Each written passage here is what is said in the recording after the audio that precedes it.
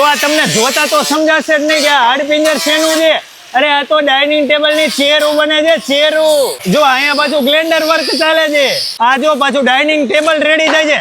આ સાંધાઈ નોખા ન પડે, મજબૂત બને ને એના માટે બોન્ડાઇટ વાપરવામાં આવે છે. અહીંયા દરેક ફર્નિચર સાગના લાકડામાંથી જ બનાવવામાં આવે છે.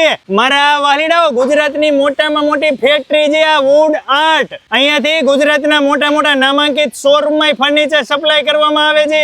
જો આખું દેખાય ને, આ બધું મેન્યુફેક્ચરિંગ છે આવડું મોટું. જો આ માલ પેકિંગ થઈને આ તો ઔરંગાબાદ જવાનો છે. અહીંયા તો દરરોજ ગુજરાતભરની મોટી મોટી રેસ્ટોરન્ટ, હોટલ અને રિસોર્ટ માટે સપ્લાય કંઈક ને કંઈક હોય જ તે.